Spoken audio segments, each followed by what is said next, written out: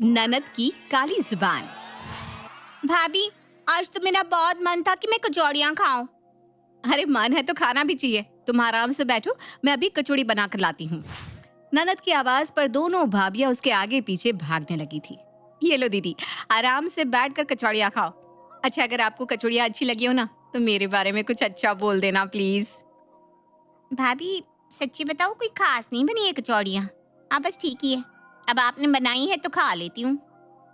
अच्छा देखो, तुम गुस्सा मत होना और अपने मन में कोई ऐसी वैसी बात मत लाना। तुम कहो तो मैं कुछ और बना के लाऊं क्या तुम्हारे लिए?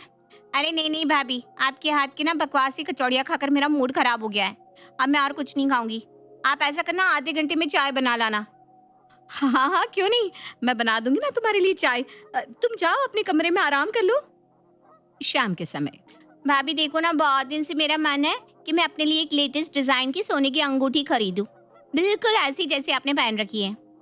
लेकिन देखो ना, आपके नंदोई तो अपनी जेब ढीली करने को तैयार ही नहीं होते। अब क्या कर सकते भाई, हम तो दूसरों की अंगूठियां देखकर अपनी किस्मत को ही कोस सकते हैं। अरे नहीं नहीं दीदी, आप किसी को कोसना वोसना मत। आपको सोने की अंगूठी चाहिए ना, ये लो, आप मेरी अंगूठी रख लो। मैंने पहनी है, आपने पहनी, एक ही तो बात है। अच्छा मैं चलती हूँ, अभी खाना बनाना है ना। भाभी, बड़ी भाभी ने ना कचौड़ियाँ खिलाकर मूड खराब कर दिया। तो पैर में अब आप कुछ अच्छा सा बनाकर खिलाना। अच्छा, अगर आपको बाहर से कुछ खाना है तो आप बता दो, मैं ऑर्डर कर देती हूँ। पता नहीं मेरे हाथ का खाना आपको पसंद आएगा या नहीं। अच्छा भाभी, आप ना एक किंग पिज्जा ऑर्डर कर दो। मेरा मन भी कर रहा था पिज्जा खाने को। अरे अरे अरे, अगर आपको ये लग रहा है कि संजू और सुनीता अपनी ननद रिंकी से बहुत प्यार करती है तो मैं आपकी ये गलत फहमी दूर किए देती हूँ, क्योंकि ये जो आपने अभी देखा ये प्यार नहीं, डर था, डर। अब आप सोच रहे होंगे कि ऐसा कौन सा डर कि भाभी ने अपनी सोने की अंगूठी निकालकर ननद को पकड़ा दी। आइए आपको डिटेल में बताते हैं। तिवारी जी की 3 संतान थी। 2 बेटे शक्ति, सूरज और 1 बेटी रिंकी। बहुओं संजू और सुनीता की इकलौती ननद रिंकी शादीशुदा थी। जहां एक और संजू एक वहमी और अंधविश्वासी औरत थी जो अपने जीवन में घटने वाली हर घटना को अंधविश्वास से जोड़कर ही देखती थी। संजू की आदत थी कि वो हर बात पर जरूरत से ज्यादा ही सोच विचार कर लेती थी, तो वहीं दूसरी और छोटी बहू सुनीता किसी भी बात के बारे में बिल्कुल सोचती नहीं थी। इसलिए जैसा बड़ी बहू कहती या करती, छोटी सुनीता भी आंख बंद करके उसकी बातों को मानकर उसका अनुसरण करने लगती। अभी 2 दिन पहले तक संजू और सुनीता के जीवन में भरपूर शांति थी। सुनीता और संजू की शांत जीवन में हलचल तब पैदा हुई जब उनकी शादीशुदा ननद रिंकी कुछ दिनों के लिए अपने मायके आ गई। मायके आने के बाद, भाभी क्या है ये? आपने अभी तक ये दूध फ्रिज में नहीं रखा। देखना, अभी ये दूध फट जाएगा। ननद की बात सुनकर संजू दूध का भगोना उठाकर उसे फ्रिज में रखने लगती है। अच्छा, एक कप चाय बना दो, फिर बाकी दूध फ्रिज में रखना। जैसे ही संजू चाय बनाने के लिए गैस पर दूध चढ़ाती है, कुछ ही मिनटों में वो फट जाता है। अरे बड़ी काली जुबान है इस रिंकी की तो, इधर इसने कहा और उधर दूध फट गया। हम तो रोज ही 2-3 बजे दूध फ्रिज में रखते हैं, आज से पहले तो कभी नहीं फटा, फिर आज कैसे फट गया दूध? अच्छा कोई बात नहीं, मैं फटे दूध का पनीर बना देती हूँ, शाम को काम आ जाएगा। भाभी, पनीर बना तो रही हो, लेकिन देख लो कहीं ऐसा ना हो खराब दूध का पनीर खाकर सबका पेट खराब हो जाए। ऐसा कुछ नहीं होगा, मैं पहले भी कई बार ऐसे ही पनीर बना चुकी हूँ, बहुत ही बढ़िया पनीर बन जाता है।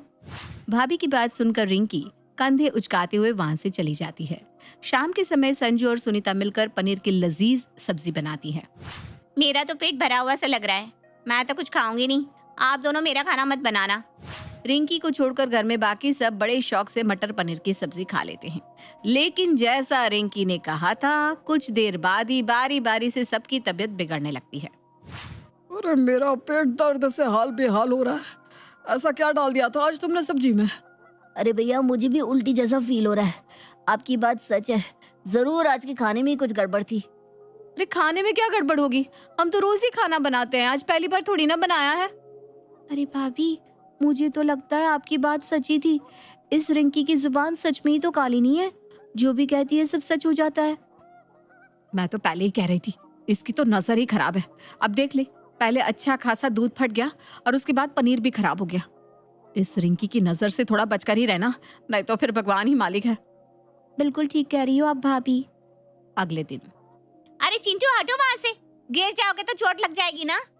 रिंकी का इतना कहना था कि छोटू धम से जमीन पर आ गिरा। अरे रिंकी, छोटे से बच्चे के बारे में ऐसी बात कौन निकालता है अपने मुंह से? क्या जरूरत थी तुम्हें ऐसा कहने की? भाभी वो तो मैं बस इसलिए कह रही थी क्योंकि ऐसा है कि तुम अपना लेकिन किंतु परंतु अपने पास रखो। कोई दुश्मन के बच्चे के लिए भी अपने मुंह से गलत बात नहीं निकालता, और तुम उसकी बुआ होकर उसके लिए ऐसा अनाप शनाप बक रही हो।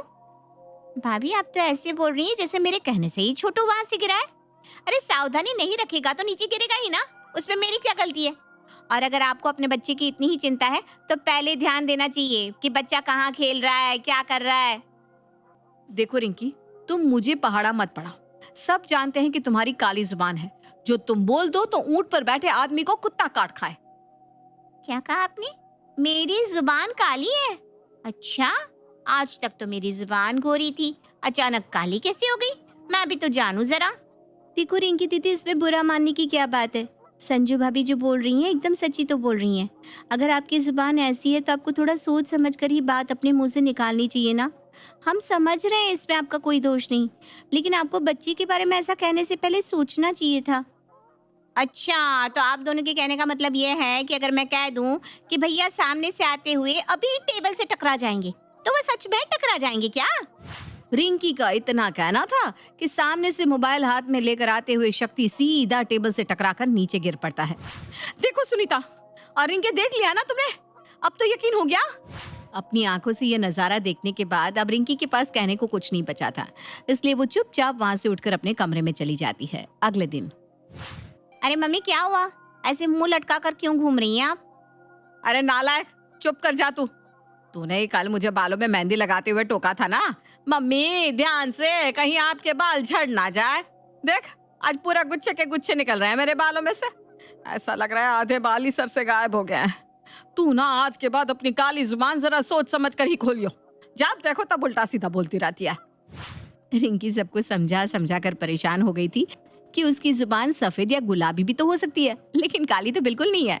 लेकिन जब घर में कोई भी उसकी बात मानने को तैयार नहीं हुआ, तब उसने अपनी इस कमी का फायदा उठाने के बारे में सोचा। आपदा में अवसर इसे ही कहते हैं।